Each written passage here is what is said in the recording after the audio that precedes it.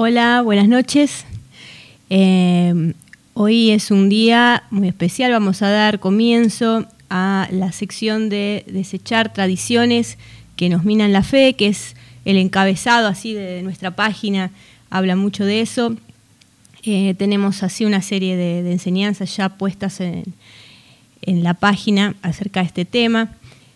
Es un tema importante porque como cuando dijimos, cuando empezamos con las primeras lecciones acerca de la importancia de la palabra, hablamos de la importancia de tener la palabra pura de Dios, que es lo que funciona, porque cuando está diluida con otras cosas, con pensamientos de hombres y otras cosas, entonces es cuando no nos funciona y uno dice, uy, pero ¿qué pasa? No funciona. Entonces, esto es lo importante, ¿no? Y vamos a ver, es muy interesante todo este tema, porque dentro de la enseñanza cristiana tenemos muchas tradiciones, y las tradiciones son las que constituyen el mayor diluyente que tenemos de la palabra de Dios. Y las tradiciones en sí, en el contexto en el que estamos hablando, tienen que ver con historias, cuentos, supersticiones, que con el correr de los años la gente ha ido incorporando, ha ido armando, ¿no? A partir de alguna premisa, y se perpetúan por el boca a boca y corren. Son pensamientos de hombres que muchas veces quedaron escritos y son extras a la Biblia. No están en la Biblia, son extras, ¿no? La gente los ha tomado como verdaderos porque por ahí son antiguos, porque llevan años, están acostumbrados unos a otros, se lo han dicho así, pero eso no representa que estén respaldados por la Biblia. Y en los tiempos de Jesús también sucedió esto. En los tiempos de Jesús enfrentó esta situación. Y por ejemplo, tenemos el relato de Marcos 7, lo vamos a ver del 7:7 al 7:13. Marcos 7:5 al 13. Dice: le preguntaron pues los fariseos y los escribas a Jesús: ¿por qué tus discípulos no andan conforme a la tradición de los ancianos, sino que comen pan con manos inmundas? Respondiendo él les dijo: hipócritas, bien profetizó de vosotros Isaías, como está escrito: este pueblo de labios me honra, mas su corazón está lejos de mí. Pues en vano me honran, enseñando como doctrinas mandamientos de hombres. Porque dejando el mandamiento de Dios, os aferráis a la tradición de los hombres, los lavamientos de los jarros y de los vasos de beber, y hacéis otras muchas cosas semejantes. Les decía también: bien invalidáis el mandamiento de Dios para guardar vuestra tradición. Jesús fue bastante fuerte con este tema y lo corrigió delante de una multitud de personas, corrigió lo que los fariseos estaban haciendo. Lo corrigió demostrando el error, lo cual es redarguir, cuando se muestra el error. Y sigue así el relato, dice en el 7:10, porque Moisés dijo: honra a tu padre y a tu madre, y el que maldiga al padre o a la madre muera irremisiblemente. Pero vosotros decís: basta que diga un hombre al padre o a la madre, es corbán, que quiere decir es mi ofrenda a Dios, todo aquello con lo que pudiera ayudarte, y no les dejáis hacer más por su padre o por su madre, invalidando la palabra de Dios con vuestra tradición que habéis transmitido, y muchas cosas hacéis semejantes a estas.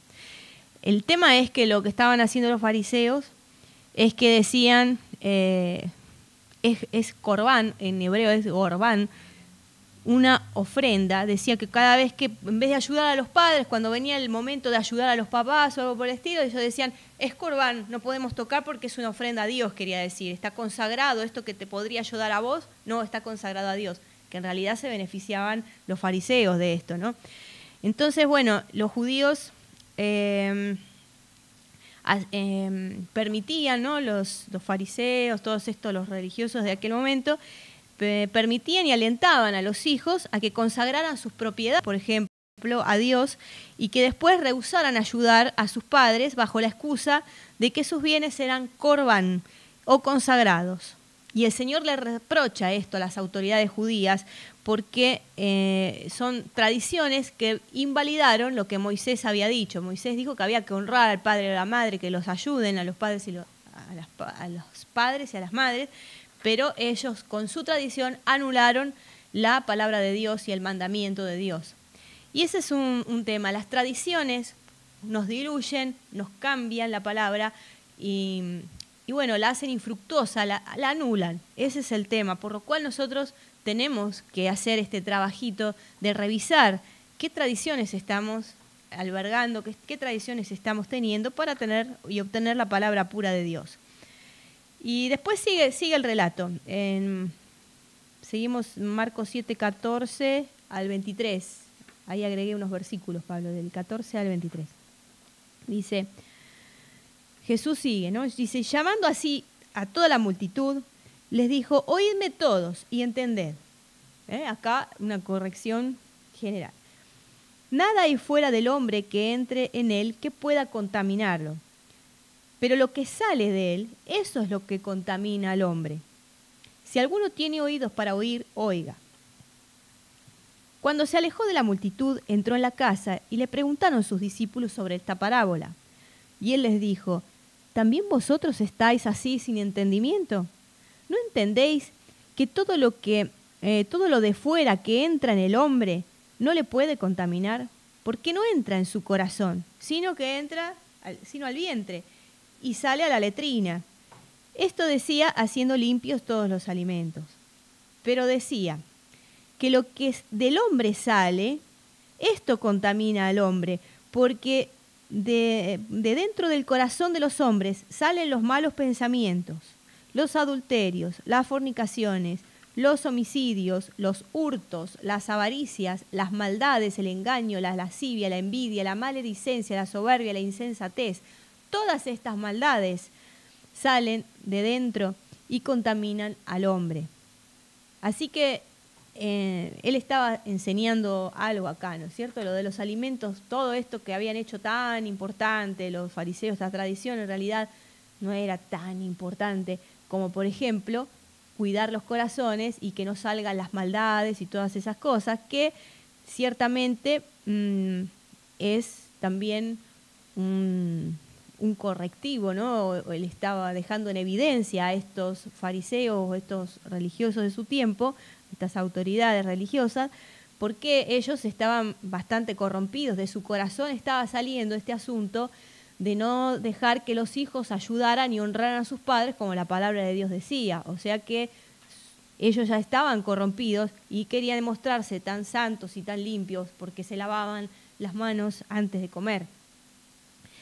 Y así que bueno, ya ellos, sobre todo ellos, que ya siendo eruditos, ¿no?, de las palabras, ellos eran los encargados, los escribas, fariseos, de leer las escrituras, de enseñarlas, ¿no es cierto? Y ellos, que debían enseñarlas bien, tenían y solamente enseñaban una tradición conveniente para enriquecerse. Así que bueno, en vistas que Jesús nos dejó ejemplo en lo que se refiere a descubrir estas cosas y corregirlas, o sea, encontrar estas tradiciones y corregirlas, porque si no, nunca obtenemos la palabra de verdad, obtenemos pensamientos, obtenemos tradiciones, cosas que los hombres han pensado en algún momento. Entonces, en vista que él también hacía esto y que nos dejó ejemplo, porque él es nuestro ejemplo en todas las cosas, vamos a tratar de sacar y así comenzar una sección de esto, de sacar y desechar tradiciones que nos minan la fe. Las tradiciones nos invalidan la palabra, nos quitan nuestra vista y nuestro corazón y cargamos una pesada mochila, es una pesada carga sobre nuestras vidas. En general es eso lo que los fariseos en su tiempo hicieron sobre los judíos, y hoy día las tradiciones siguen siendo un gran peso difícil de llevar. Y la palabra dice en Colosenses 2:8, por ejemplo, dice: mirad que nadie os engañe por medio de filosofías y huecas sutilezas, según las tradiciones de los hombres, conforme a los rudimentos del mundo, y no según Cristo. Ya tenemos advertencia de esto. Es importante que nos fijemos, estar atentos. Así que la única forma de mirar que nadie nos engañe o de que nosotros tengamos la palabra pura es dejar el orgullo a un lado. Sí, yo estudié un montón de años, hice un montón de cursos y qué sé yo. Bueno, pero verificaste, te fijaste de que todo lo que aprendiste, todo lo que viste, esté conforme o respaldado por lo que la palabra de Dios dice. Porque nosotros, bueno, muchas veces repetimos por el boca a boca y decimos muchas frases, decimos muchas cosas que en verdad estamos acostumbrados, pero no por eso quiere decir que Dios los respalde o que su palabra esté diciendo eso. Y es muy importante que nosotros obtengamos y repitamos la verdad y no lo que la gente dice, porque Salmo 138:2, como lo vimos anteriormente, dice que Dios engrandeció su nombre y su palabra sobre todas las cosas. Está en un nivel de importancia demasiado grande. Y nosotros también sabemos que Jesús nos envió a escudriñar las Escrituras. Escudriñar es buscar con ahínco, ¿no? Buscar, entender, ¿no? Es todo eso. Entonces, nos dijo que escudriñáramos las Escrituras, porque en ellas creemos que tenemos la vida eterna y son las que dan testimonio de Él. Esto está en Juan 5:39. Entonces tenemos que escudriñar y no conformarnos con todo lo que se escucha, con todo lo que se dice, sino que a ver, ¿y dónde está escrito esto que vos decís?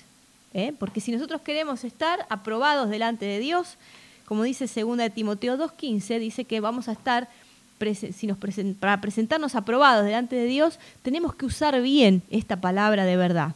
Entonces, lo más importante, más que todos los cursos que hayamos hecho, más que todas las cosas que hayamos visitado, todos los diplomas que nosotros tengamos, lo más importante de todo, si amamos al Señor y amamos la verdad, es escudriñar las Escrituras para ver si todo eso que nosotros tenemos o estamos diciendo es exactamente lo que la palabra dice.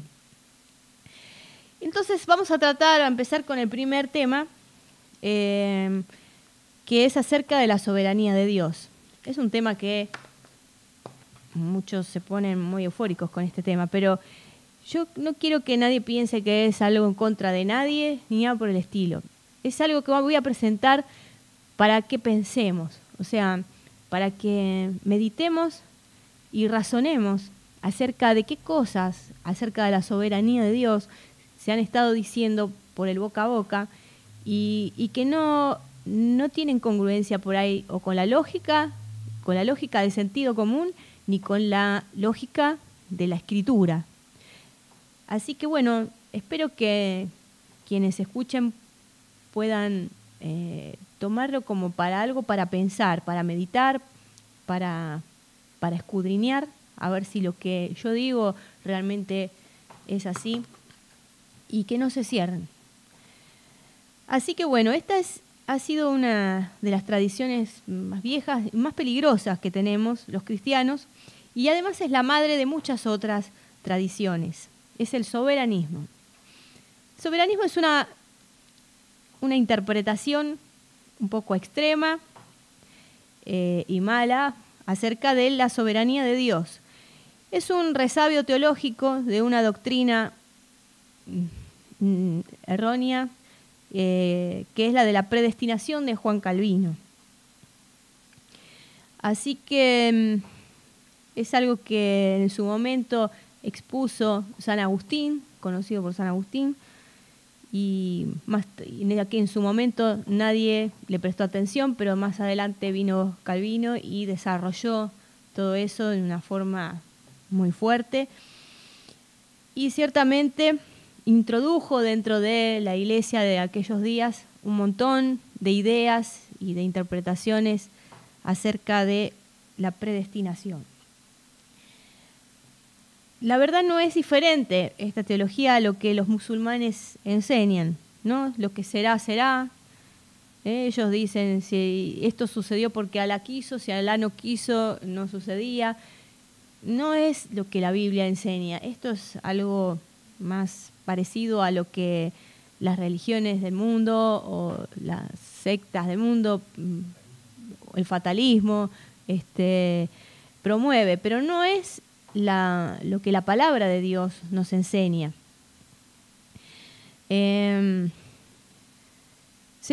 Soberanismo en sí le llamamos así a aquello que desvirtúa el concepto de la palabra soberano y no tiene en cuenta el concepto del mundo caído por el pecado, en la que está tan bien explicado en Génesis acerca de Adán, la caída del hombre y todo lo que nosotros vimos en las clases primeras. Entonces, al no tener en cuenta todas estas cosas, no tienen en cuenta que el diablo ha tomado potestad sobre lo que le había sido dado al hombre, esa autoridad sobre la tierra. Él ha tomado todo esto porque el hombre se lo entregó.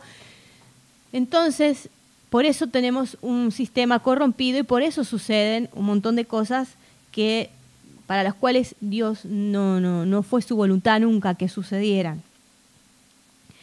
Así que bueno, también el soberanismo no contempla versículos como Primera de Juan 5:19, que dice, por ejemplo, dice, el mundo entero está bajo el maligno. Dice, vosotros sois de Dios y nosotros somos de Dios y el mundo entero está bajo el maligno. O sea que hay una opresión en el sistema en el que nos movemos.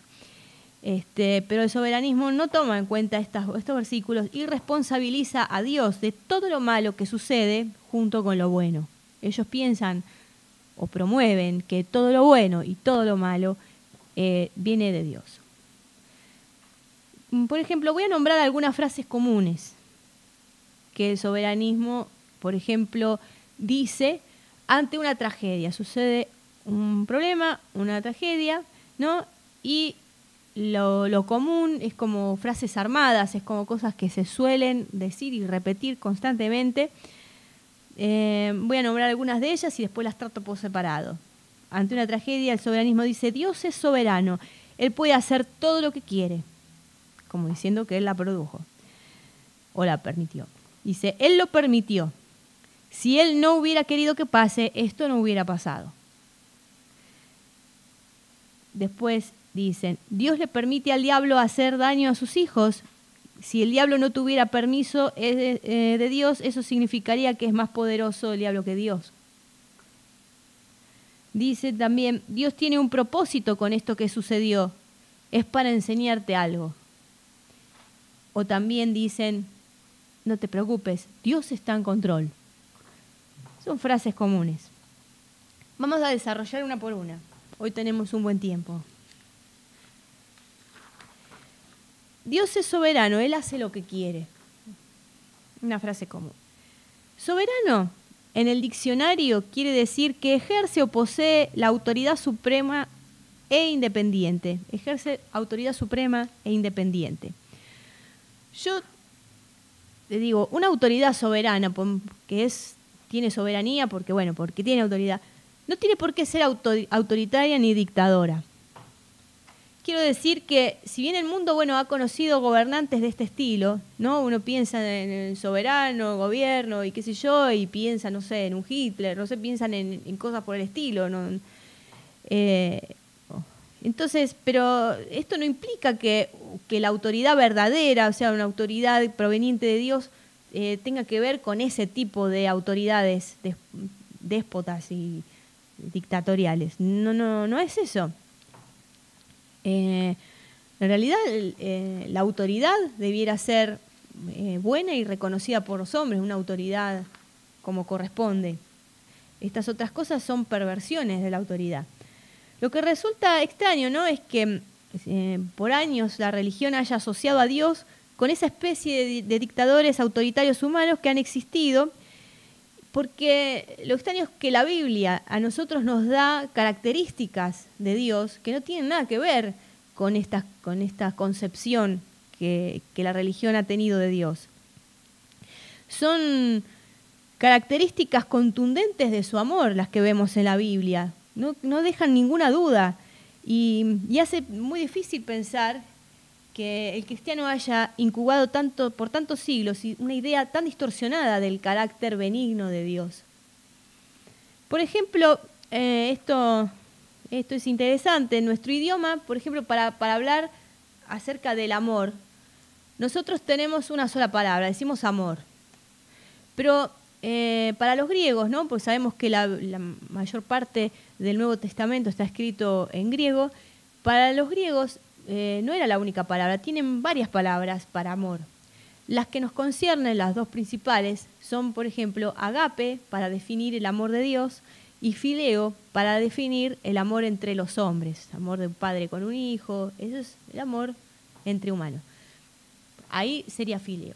Pero, entonces, cuando vos vas al griego, encontrás, por ejemplo, los lugares donde habla de agape, y agape es amor de Dios. Y, por ejemplo, vamos a ver esas características, porque están muy bien explicadas acá.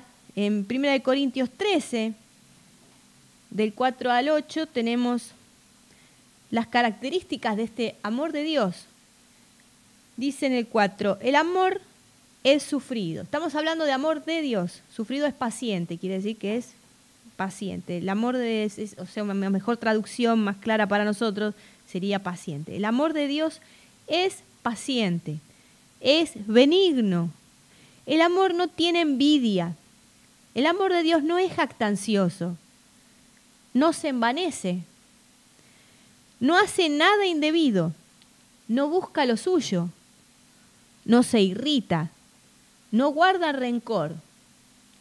No se goza de la injusticia, mas se goza de la verdad. Todo lo sufre, todo lo cree, todo lo espera, todo lo soporta. El amor nunca deja de ser. O sea, esto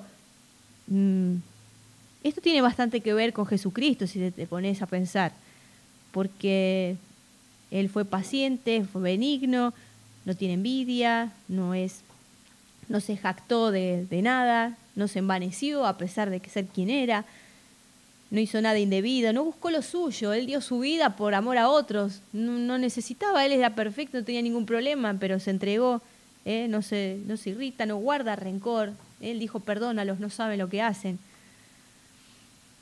Ahora, si el amor de Dios tiene estas características, ¿no? ¿Por qué podría Él, cómo es que Él podría utilizar su autoridad para probar, por ejemplo, o para permitir, como dice la gente, alguna forma de violación sexual, por ejemplo, o un accidente, o una enfermedad, un accidente en el cual la madre se quede sin su hijo, o un hijo se quede sin sus padres?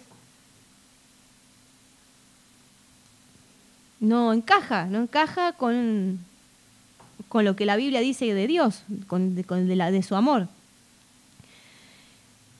Y si tomamos en cuenta estas características que vimos, ¿podría Dios querer, así como dicen que Él hace lo que quiere, podría Él querer que pasaran estas tragedias tan feas? ¿Es su voluntad? ¿No? Para alguien que es benigno, que no guarda rencor, que no se envanece, que no se goza de la injusticia, sino que se goza de la verdad, que nunca deja de ser, que es permanente, ese amor que... ¿Podría Él querer ser su voluntad alguna de estas cosas? Así que vamos a ponernos nosotros, ¿no? Como ejemplo, que la mayoría de nosotros se considera una persona normal, honesta, ¿no? Que a pesar de todo lo que ve alrededor conserva valores morales, ¿no? Yo puesto que siendo así una persona con valores, que respeta, no saldrías a robar, ni saldrías a violar niños, ni matarías. ¿Por qué? Porque fulano tiene que aprender algo. No lo harías. Entonces, si vos no podés transgredir tu propia naturaleza moral, porque vos no sos así, sos una persona honesta, dirías, yo sería incapaz de hacer una cosa así. Entonces, ¿por qué nosotros pensamos que Dios va a transgredir su propia naturaleza de amor? No podemos, es algo impensado. porque aún nosotros somos imperfectos y a veces fluctuamos en algunas cosas y nos equivocamos en otras, pero Dios, no, Él no cambia su naturaleza, nunca deja de ser, es siempre, Él es amor, es lo mismo. Cuando alguien piensa que Dios, por ser soberano, sería capaz de transgredir aún su propia naturaleza para hacer lo que quiere entre comillas, porque ¿cómo va a querer a alguien que es amor hacer cualquiera de estas cosas tan feas? Está diciendo encubiertamente que uno es mejor que Dios, porque uno admite que no haría semejantes cosas porque es una persona honesta, porque es una persona buena, que siempre que tiene valores morales. Pero es capaz de afirmar que aún así Dios hace lo que quiere y Él sí lo haría. ¿Te das cuenta que sin querer uno termina pensando que es mejor que Dios? Y eso es imposible. Hace semanas atrás hablamos acerca de los pactos y hablé de la diferencia entre el antiguo pacto y el nuevo pacto. El antiguo pacto era el de la ley, ¿no? Era un pacto de obediencia y retribución. Si los israelitas obedecían, entonces ellos iban a ser bendecidos. Dios se comprometía a bendecirlos. Si no obedecían, ellos iban a ser castigados. Y todo esto tenía el propósito de guardar a los judíos, que no fueran destruidos por sus propios pecados hasta que naciera el Mesías. Tenía que conservar ese pueblo, lo tenía que cuidar. Entonces, te portás bien, bendiciones. Si te portás mal, vas a tener que ser castigado. Entonces, los judíos se cuidaban. Bueno, pero aún así, Dios respetó, Él nunca hizo lo que quiso. Él dijo, bueno, se portó bien, pero no tengo ganas de bendecirlo. Nunca hizo una cosa así. Él siempre fue recto. Él siempre estuvo esperando y les pedía a ellos, hagan el bien, pórtense bien, cumplan mis mandamientos, hagan lo que les dije, porque yo quiero bendecirlo. Él quería que anden bien. Aún así, bueno, no siempre obedecían y se mandaron unas cuantas equivocaciones. Pero bueno, él, lo que Dios siempre hizo fue ser justo y Él se ajustó a las cosas que Él mismo se había comprometido y había dicho. Eso fue lo que Él hizo. Dios siempre tuvo palabra. Dios es un Dios de palabra. Él cumple lo que dice y es justo. No se goza de la injusticia, Él se goza de la verdad. Así que bueno, ahora no estamos bajo ese pacto. Nosotros estamos bajo el pacto en el que Jesús cargó todo el castigo que los seres humanos merecían, que por el pecado original que cargábamos todos, con lo cual nacíamos todos muertos en delito y pecado. Él cargó con todo eso y nos hizo libres. Estamos en otro tiempo, ¿no es cierto? Entonces en este tiempo Dios puede mostrar todo su carácter, todo su amor, todo eso. ¿Por qué? A través de Jesucristo, a través de lo que Él logró. Es otro pacto. Entonces, Santiago 1:17, por ejemplo, nos dice: toda buena dádiva y todo don perfecto desciende de lo alto, del Padre de las luces, en el cual no hay mudanza ni sombra de variación. Dios no puede variar en su naturaleza de santidad. No nos podemos olvidar, Él es el santo, es limpio. No hay cosas horribles y sucias en Dios. No podemos responsabilizarlo a Él de esto. Y acá dice que los buenos dones y las buenas dádivas son las que descienden de Él, que vienen de Él. Entonces, cuando vos ves cosas buenas, una sanidad, ¿no? Una provisión sobrenatural, entonces vino del Señor. Esas son las cosas que vienen de Él. Y no hay cambios en Él, no hay mudanza. Entonces, hay muchas cosas que son imposibles que Dios haga a causa de su naturaleza, a causa de su santidad, a causa de su amor y de su ser justo. Y por ejemplo, vamos a ver algunas cosas que Dios no va a hacer jamás. Dios no va a cambiar. Lo que Él dijo lo va a hacer. Dios no va a cambiar. Él no dice una cosa y después hace otra porque se le da la gana. No, lo que Él dijo, eso es, y siempre lo va a mantener así. Dios no va a fallar, Él no falla. Dios no va a mentir. Lo dijo claro, Él no es hombre para que mienta, ni hijo de hombre para que se arrepienta. Dios no va a mentir. Dios no va a ir en contra de su propio carácter de santidad y amor. No lo va a hacer. Dios no va a hacer injusticias. Dios no va a contradecirse a sí mismo. Dios no va a incumplir su palabra.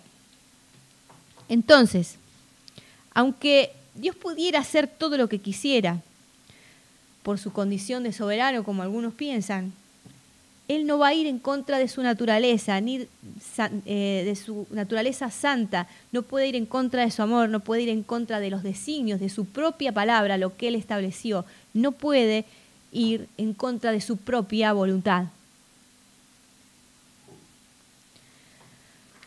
Así que bueno, ahora vamos al segundo punto que habíamos dicho de que la doctrina soberanista dice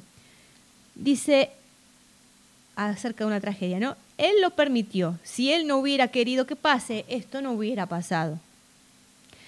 Este tipo de declaración pone a Dios en el lugar del autor intelectual de todos los asesinatos, de todas las violaciones, de todas las enfermedades, de todas las catástrofes y de todas las muertes que te puedas imaginar. El libro de Hebreos nos dice lo siguiente. Hebreos 1:1 y 2. Dice así, dice, Dios, habiendo hablado muchas veces y de muchas maneras en otro tiempo a los padres por los profetas, en estos postreros días nos ha hablado por el Hijo, a quien constituyó heredero de todo y por quien asimismo hizo el universo. Entonces, Dios nos habló en este tiempo, en estos postreros tiempos, en estos últimos tiempos, nos habló por medio de su Hijo. Los judíos tenían, los israelitas, tenían profetas, Él les hablaba a los profetas a ellos. Pero acá lo dice muy claro, en estos últimos tiempos, Jesús es el que nos habló a nosotros, ¿no es cierto? Entonces prestemos atención a lo que Jesús dijo. Porque Jesús, por ejemplo, en Juan 10:10, dijo, el ladrón no viene sino para hurtar y matar y destruir. Yo he venido para que tengan vida y la tengan en abundancia. Y ahí Él separó las aguas. El ladrón mata, hurta, destruye. Todo lo que proviene del diablo mata, hurta, destruye. Esas son cosas que provienen del diablo. Yo he venido a traer vida y he venido a traer vida en abundancia. Ese es Jesucristo, ese es el enviado del Señor, ese es Dios mismo. Entonces, ¿qué imagen de Dios tenés en tu mente? ¿Cuál se formó con respecto a lo que has escuchado, has aprendido? ¿Qué tipo de imagen consumimos nosotros de Dios? Parece tonto, parece una cuestión de posturas, pero en realidad es muy importante la imagen que nosotros tengamos de Dios, determina nuestra vida.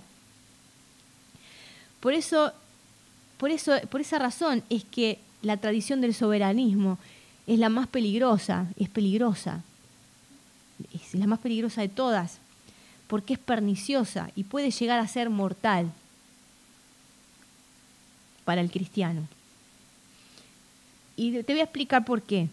Porque si uno piensa que Dios permite todas las injusticias que suceden, ¿no? El hecho de pensar que es Dios el que lo está permitiendo por alguna razón, hace que uno se resigne a esas cosas. Y si uno se resigna, hasta se deja morir. Resignarse es abandonarse a una supuesta voluntad o una permisión de Dios. Por eso es peligroso. Porque muchos van a soportar estoicamente una situación hasta morir. Otros,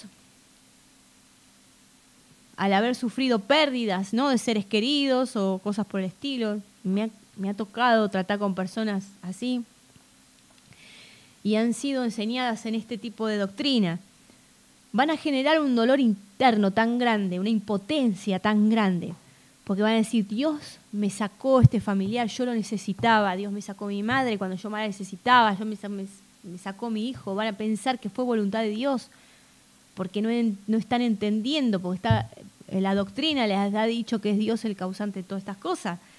Entonces, se genera dentro una rebelión contra Dios. Y a veces están entre nosotros, son cristianos, tienen impotencia dentro de su corazón y no se atreven a decirlo y se manejan tratando de mostrarse bien, qué sé yo, pero adentro tienen un dolor contra Dios y no lo pueden perdonar porque piensan que fue Él el culpable, pero no fue. No es así, el ladrón vino a hurtar, matar y destruir. Él vino a traer vida y vida en abundancia. Así que ahí está el peligro, por eso digo que es peligrosa, porque hacen que muchos piensen que como que es Dios y en general o se pongan en contra de Dios o se resignen y se entreguen complacidamente a una mala situación. Y la verdad es que Dios se presentó al mundo y quiso que el mundo lo conociera, pero a través de Jesucristo. Él se mostró a través de Jesús. ¿Cómo es Dios? ¿Cómo es Dios de verdad? Y Dios es Jesús. Como Jesús es, Dios es. Esa es la verdad. Es sencilla, la verdad siempre es sencilla. El error siempre es complicado, intrincado y siempre está lleno de contradicciones. Vamos a Juan 14:9.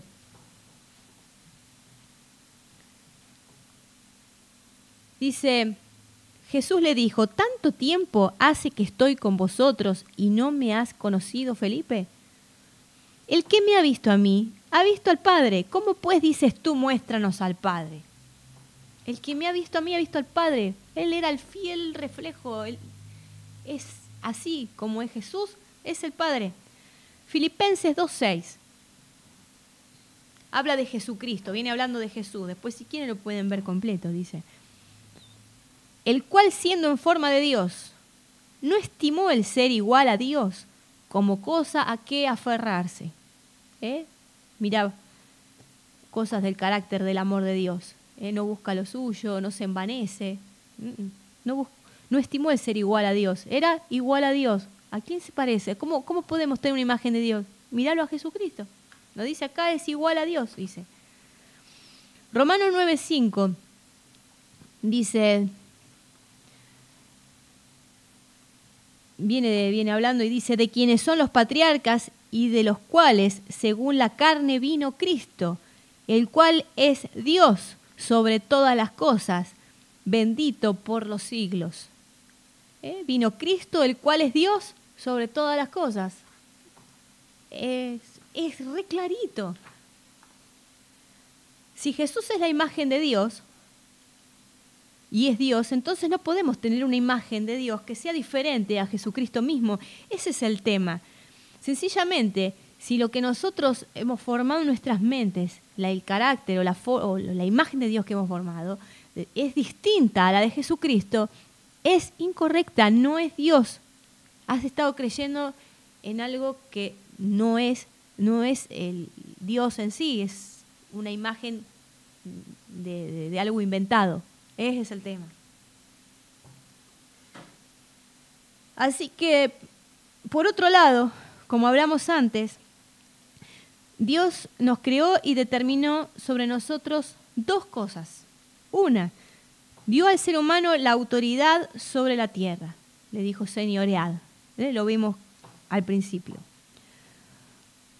Dos, nos dio libre albedrío. Eso es el poder de elección.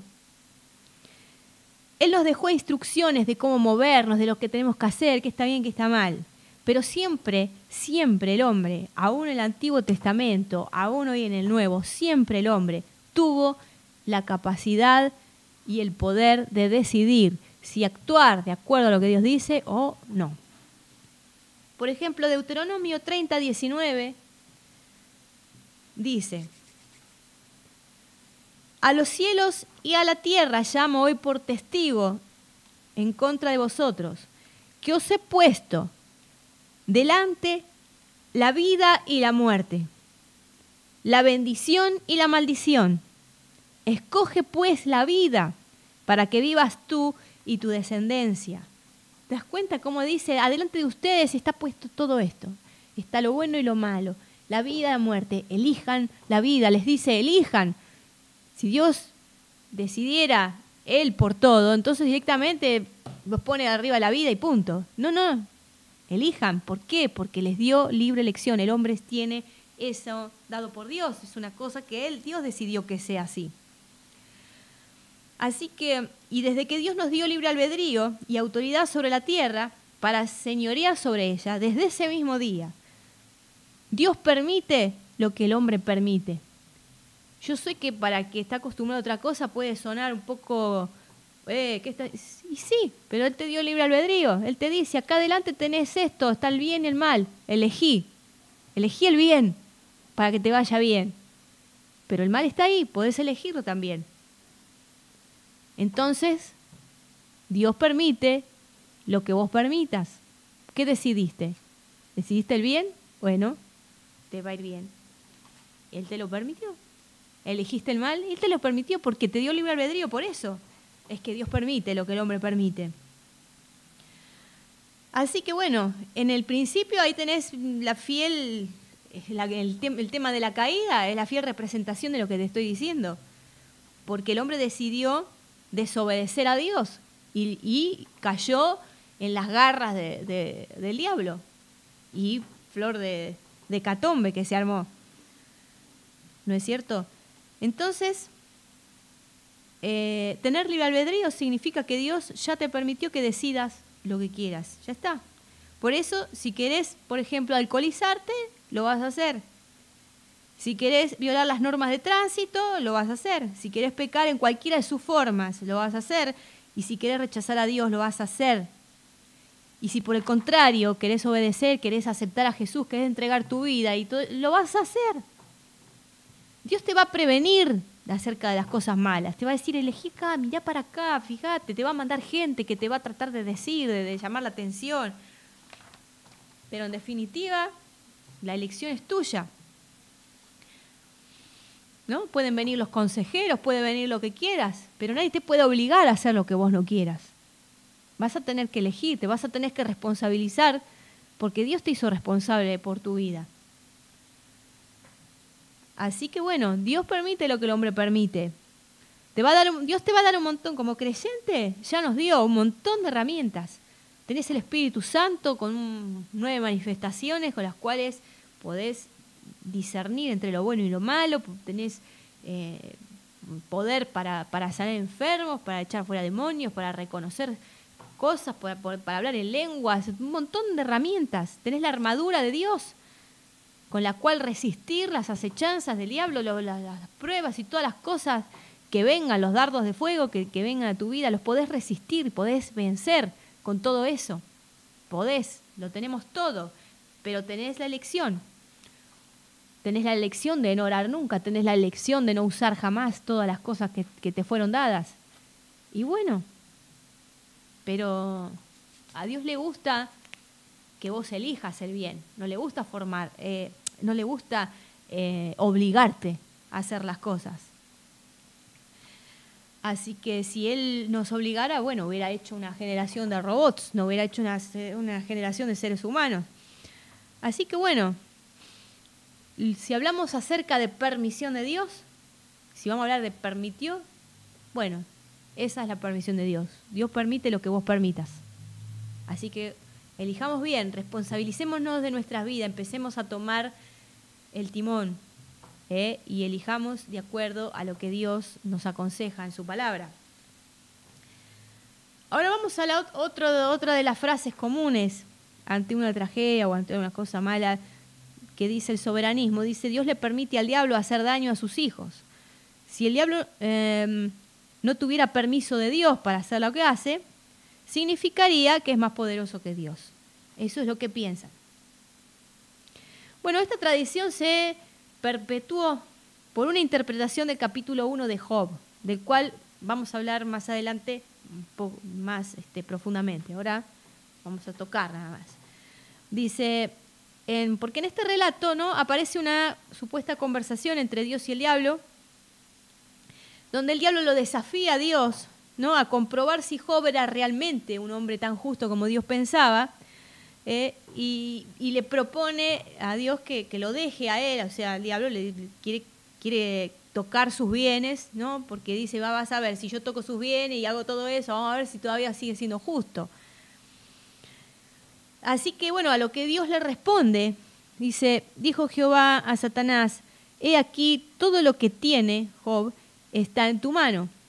Job 1:12, perdón. Dice, dijo Jehová a Satanás, he aquí todo lo que tiene está en tu mano, lo que tiene Job. Solamente no pongas tu mano sobre él. Y salió Satanás de delante de Jehová. Entonces, vamos a ver algunas cositas pequeñas. Dice, en primer lugar, este relato es el más antiguo de toda la Biblia. Es más antiguo que el Génesis. Es anterior, mucho anterior a Moisés y más o menos por ahí se cree que de la época de Abraham, de la época de Noé, o tiene que estar más o menos por ahí, ese es ese libro.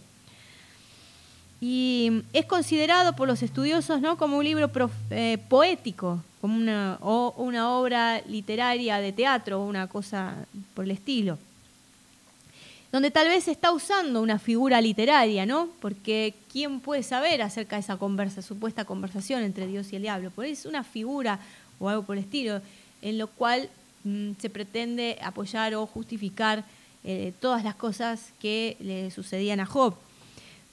Por lo cual, bueno, esto debiera tomarse así y no hacer una doctrina de esto, porque es un libro poético. Entonces, pero por otro lado, sí hay una verdad aquí, y es que Job estaba cercado con Dios, es una de las cosas que el diablo le dice a Dios, estaba cercado porque Job era un hombre justo. Y la Biblia por todos lados, vas a encontrar en Proverbios, cuando habla del hombre justo, es que el hombre justo va a ser protegido, porque está, como hablábamos antes, de las leyes de Dios, de las leyes que están puestas desde la fundación del mundo, ¿no? El hombre justo va a favor de la ley de la siembra y la cosecha. El hombre justo va a estar cercado, en cierta forma, protegido. Entonces, por eso le dice, no lo toques a él. Ahí están todos sus bienes, está bien, pero a él no lo toques. Bueno, y otra verdad también que nos arroja esto es que, por ejemplo, Job no estaba protegido por ningún pacto. No, él no estaba ni bajo la ley, no estaba bajo ningún tipo de pacto, ni el pacto de Abraham, ni el pacto de nada. Acá no se menciona absolutamente nada. Dice que era un hombre justo, que respetaba a Dios, ¿no? Y sencillamente él sabía algo de Dios porque había escuchado algo de él, pero Dios no había hablado, nunca había hecho un pacto con Job. No estaba protegido por ningún pacto, solamente su justicia era lo que lo protegía. Y tampoco Jesús había nacido todavía, o sea que Job no era un hombre redimido. Job no está de ninguna manera en la misma situación que el cristiano está. Nosotros nacimos después de lo que Cristo hizo. Somos redimidos por Cristo. Él todavía no estaba bajo la sangre de Jesucristo, no tenía un redentor. O sea, ¿qué quiere decir esto? Es que él todavía estaba bajo el dominio de las tinieblas, bajo el dominio de Satanás de alguna forma.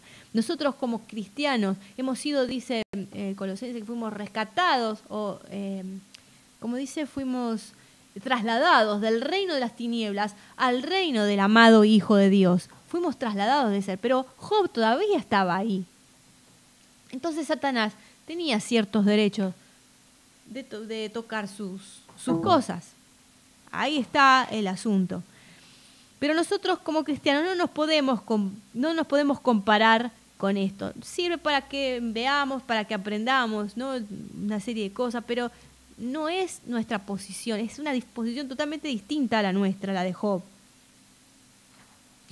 Así que bueno, sin más, ¿no?, la revelación más clara que nosotros tenemos de Dios y del mundo espiritual está en el Nuevo Testamento a partir de Jesús. Y fue Jesús.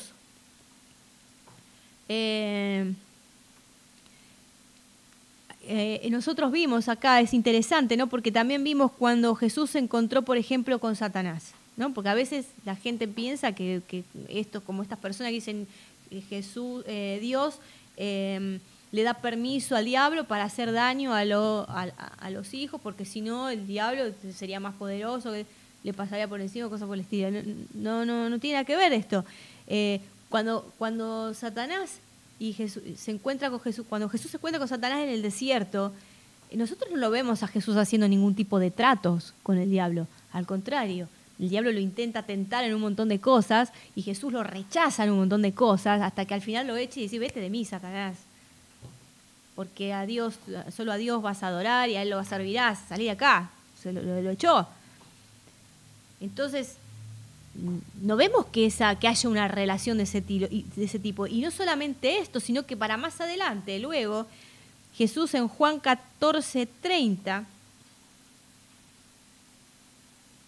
dice: no hablaré ya mucho con vosotros, porque viene el príncipe de este mundo y él nada tiene en mí. Nada tiene en mí. ¿Se da cuenta lo que dijo? No tiene nada conmigo. El príncipe de este mundo, el diablo, no tiene nada conmigo, no tiene nada que ver. Entonces, no hay relación. Por lo tanto, ¿viste? El pensar de que, no sé, que trabajan en conjunto para educar a la humanidad es una aberración, es una locura.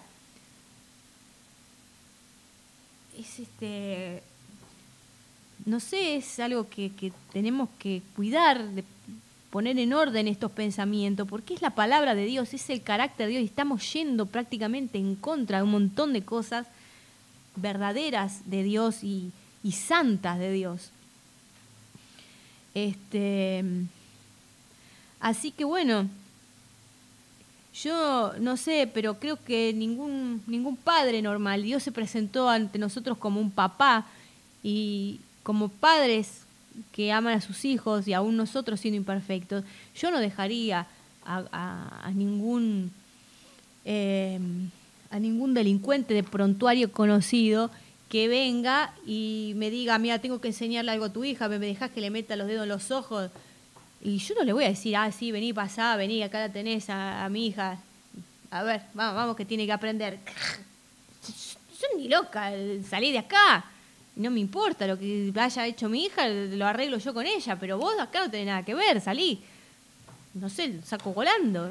Ningún padre su sano juicio dejaría. Entonces, ¿cómo podemos pensar que Dios, ¿no es cierto?, sería capaz de permitir que a sus hijos, a los cuales redimió y le costó la sangre de Jesucristo, redimirnos, le va a permitir al diablo hacernos cosas? Esto es siempre lo mismo. Otra vez caemos en Juan 10:10. El ladrón no viene sino para hurtar, matar y destruir. Yo he venido para que tengan vida y la tengan en abundancia. Entonces acá siempre está separado, es bien clara la separación. Así que bueno, yo de esta sección digo que si entendiste que Dios es bueno y que Él es poderoso y que todo lo bueno procede de Él y que todo lo malo procede del diablo, porque es el que mata, hurta y destruye, pero todo lo malo viene de esa parte de Él, entonces ya sabes, pero mucho más que muchos teólogos de hace siglos que vienen diciendo y mezclando a Dios con las obras del diablo.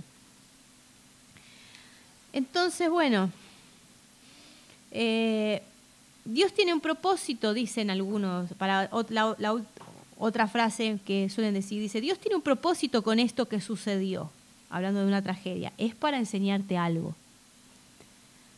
Ahora yo te pregunto, ¿cuál es el propósito de un cáncer que mató a una persona? Y más aún, ¿cuál es el propósito de un cáncer en una persona que no era salva? ¿Cuál es el propósito de que un hijo se quede solo porque sus padres mueren en un accidente? ¿Cuál es?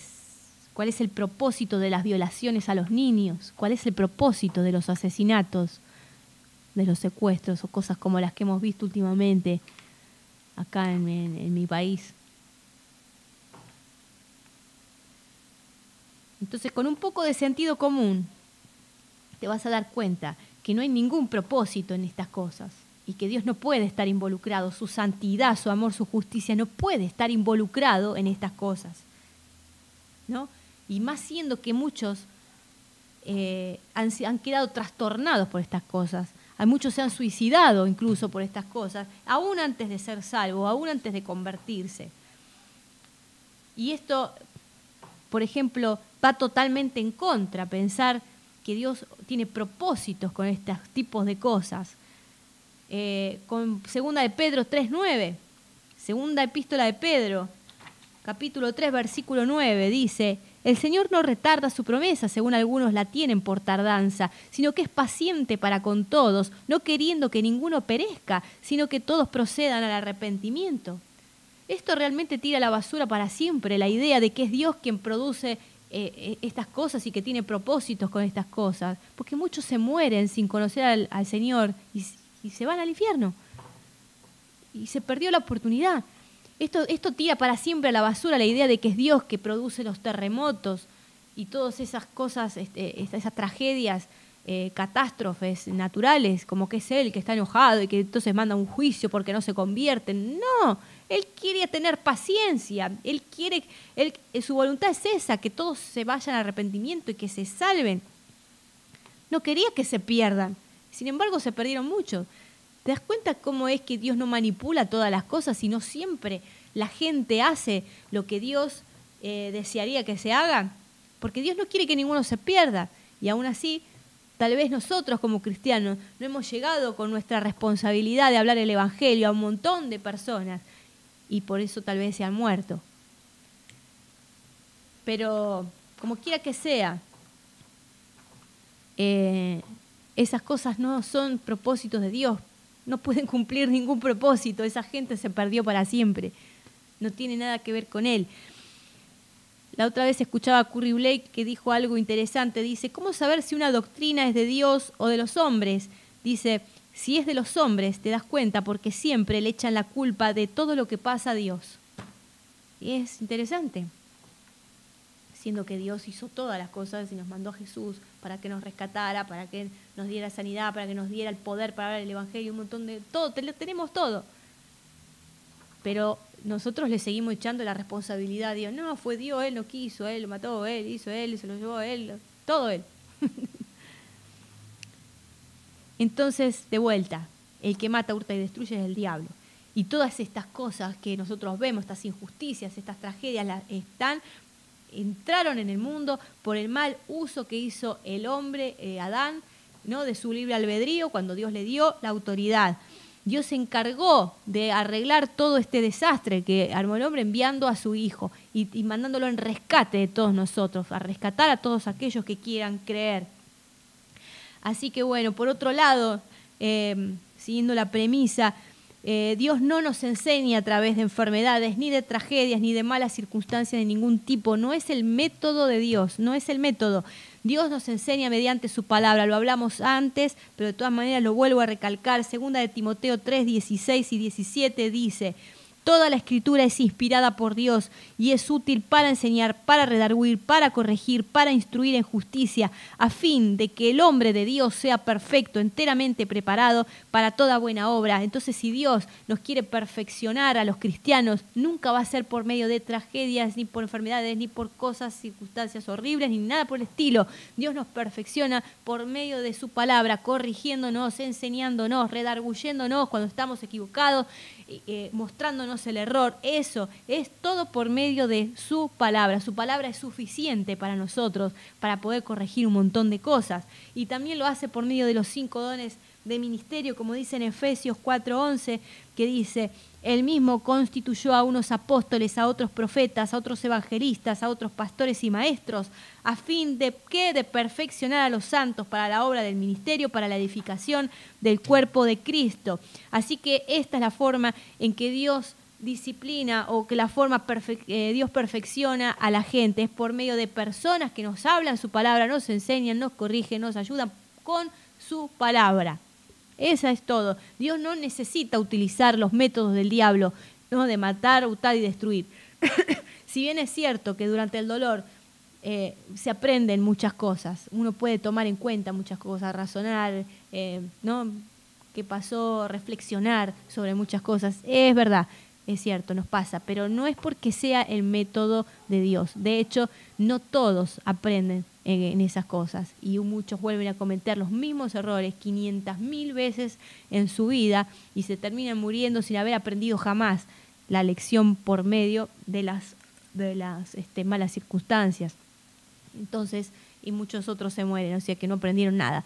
Pero ese es el tema. Dios usa su palabra es suficiente. Es el método más eficaz que Dios tiene para transformar las vidas y los corazones de las personas. Así que bueno, y voy a ya el último punto, que hay muchos más, pero bueno, toqué algunos que son los principales.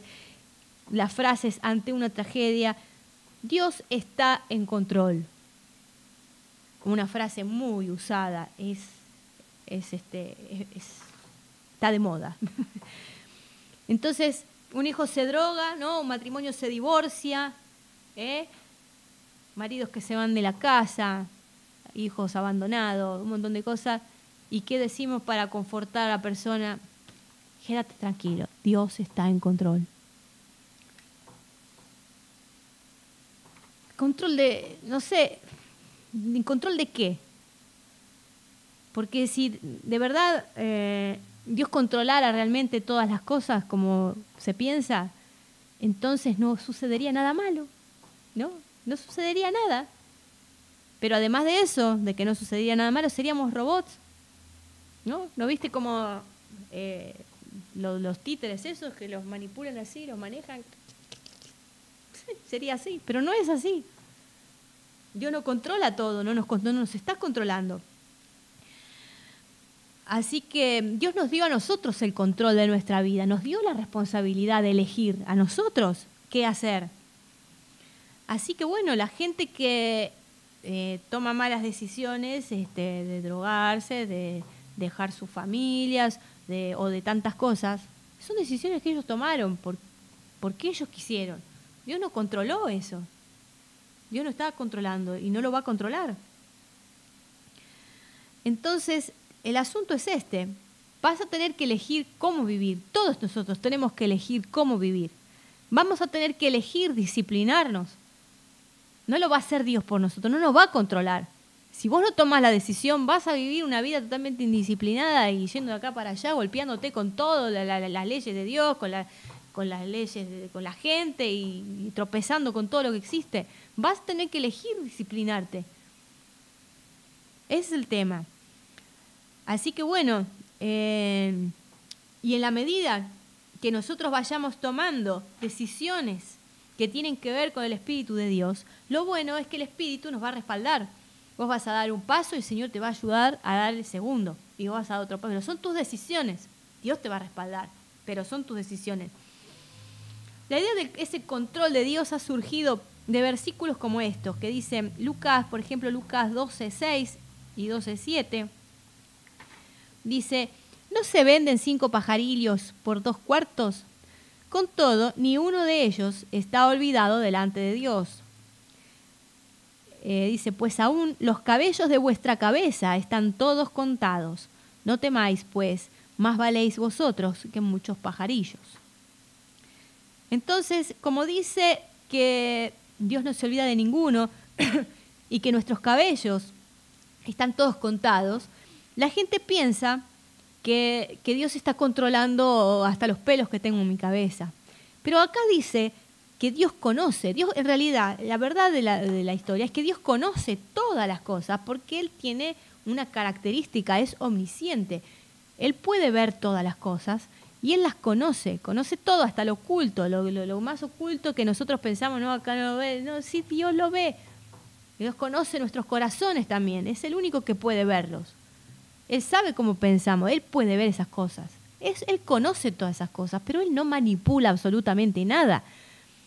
¿O acaso, no sé, puede ser lógico que Dios esté controlando los pelos que se caen de mi cabeza?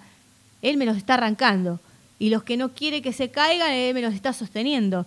Yo te digo, es una injusticia para los pelados. Te digo la verdad, no es así. Esto no es así. Esto es, sabes que el sentido común te muestra que Dios no está controlando todo. Dios conoce todas esas cosas, las sabe, pero no las está manipulando. Así que bueno,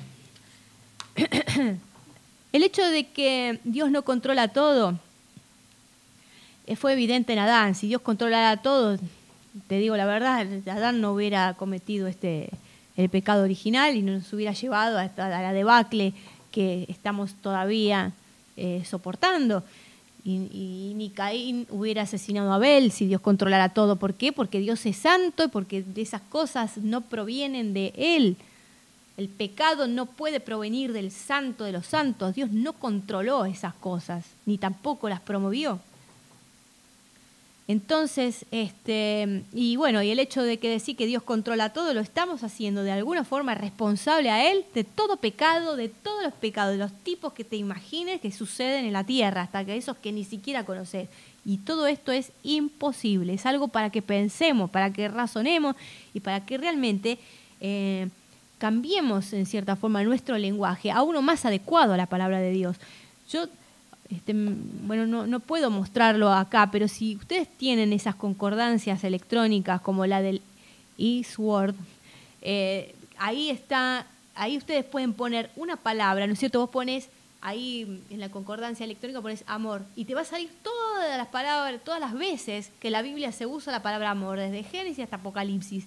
Vas a ver, ¿querés hacer un estudio de todo, del amor? Bueno, agarrás y mirás todo. Entonces ponés, qué sé yo, no sé, pelear. Y vas a todos los lugares donde te aparece pelear. Pone control. Control, controlar. Dios controla. Pone, no te va a salir, no aparece ni una vez. En nuestro idioma no aparece ni una vez en la Reina Valera la palabra control. Y no te estoy diciendo Dios está en control, no aparece. No aparece control. Ni siquiera eso, no existe. Entonces vos fijate cómo hemos acostumbrado a determinadas frases, las hemos repetido como loro, sin haber escudriñado la Escritura, lo cual es tan, pero tan importante para Dios, que dice que la engrandeció junto con su nombre, por sobre todas las cosas. Así que bueno, el tema es que Dios no va a controlar a nadie ni va a tomar el control de circunstancias. No son formas bíblicas de expresar la verdad.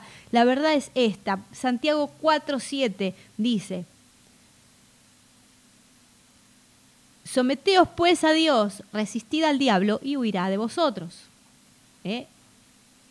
Someteos pues a Dios. Sometete a Dios y resistí al diablo. No dice sometete a Dios, yo voy a controlar. No dice que lo resista, vas a tener que tomar una iniciativa de resistir, y resistir no es algo pasivo. La resistencia de la que habla Dios es una resistencia activa, es una resistencia que ataca porque se te están viniendo encima y vos no podés hacer así. No, vas a tener que resistirlo, sacarlo. Primera de Pedro 5:8 dice: sed sobrios y velad, porque vuestro adversario el diablo, como león rugiente, anda alrededor buscando a quien devorar. Así que yo tomaré el control. No dice yo tomaré el control. No dice nada. Dice que estemos atentos, ¿no? Porque el diablo está buscando a quien devorar. Es el diablo, no es Dios trayendo cosas malas, controlándolo al diablo y controlando a las personas. No, es el diablo trae cosas malas y nosotros nos manda que estemos atentos. Y en el 5:9 sigue diciendo: al cual resistid firmes en la fe, sabiendo que los mismos padecimientos se van cumpliendo en vuestros hermanos en todo el mundo. Entonces dice, resistamos, dice otra vez, resistid firmes. No te muevas, ganale y sé activo en tu resistencia. Así que son cosas que nos manda a hacer. No dice que Dios va a controlar ninguna circunstancia. No hablemos con propiedad bíblica acerca de estas cosas y tomemos nuestra responsabilidad, porque no nos hizo marionetas, nos dio la habilidad de elegir. Así que resistí en la persecución, resistí en la enfermedad, resistí en fe, sometidos a Dios, creyendo a Dios que nosotros podemos, por lo que Dios hizo por nosotros, porque toda la provisión de Jesús, nosotros podemos resistir. La verdad que el tema da para hablar mucho más, es largo, pero lo más importante es que en nuestras conciencias quede bien claro y separadas las aguas, como hace Juan 10:10, de que Dios es bueno y que hace cosas buenas, y que el diablo es malo, y es el que proporciona las cosas malas. Romanos 12:2 dice que la voluntad de Dios es buena, es agradable y es perfecta. Es agradable. Ninguna de esas cosas perversas y feas que suceden en el mundo, de las cuales nos enteramos a cada rato, aunque no que cerremos los oídos, te las van a decir igual, que asesinato, que violación, que lo sacaron, que secuestraron, toda esa porquería. No puede provenir de Dios, porque Él es santo, ni los puede permitir. Esto se le metió en su sistema, no lo produce Él. Entonces, si es agradable la voluntad de Dios, nada de esto puede ser proveniente de Él, ni puede ser voluntad de Él jamás. Entonces no podemos seguir responsabilizando a Dios por las injusticias de la vida. Realmente debiéramos pedirle perdón por haber pensado así de Él. Si Dios hiciera, o es el cerebro de todo lo malo y de todo lo bueno que sucede, realmente el diablo, ¿qué hace? Como dice Barry Ben, está tomando sol en la playa, no hace nada. Él hace todo el trabajo. Dios hace todo el trabajo. Así que esto no es así. El mundo está bajo un dominio corrompido, pero Dios ha enviado a Jesús al rescate. Y los que creen en Él son rescatados, y son rescatados del reino de las tinieblas, y son transportados al reino de su amado Hijo, y son libertados por su gracia. Entonces pasan a ser ciudadanos del reino de los cielos, y pasan a tener vida eterna, y pasan a haber vencido a la muerte, ¿no? Y aparte pasamos a tener un poder para deshacer todas esas obras del diablo. Ese es el tema, esto es lo que te tiene que quedar. El diablo es malo y practica el mal. Y todos aquellos que practican el mal están trabajando para el diablo. Dios es bueno y de Él viene la salvación, el Espíritu Santo, las buenas dádivas, las sanidades, la provisión, con las lindas sorpresas, los abrazos, el amor, todo eso, todo lo bueno, todo eso es Dios y procede de Dios. Así que bueno, espero que puedas afirmarte en el verdadero carácter y personalidad de tu Padre, quien te respalda, quien te ama de verdad, quien no le permite al diablo que te haga mal, sino que al contrario te ha dado todo para que lo puedas resistir y para que puedas ganar y para que puedas salir victorioso en cualquier situación.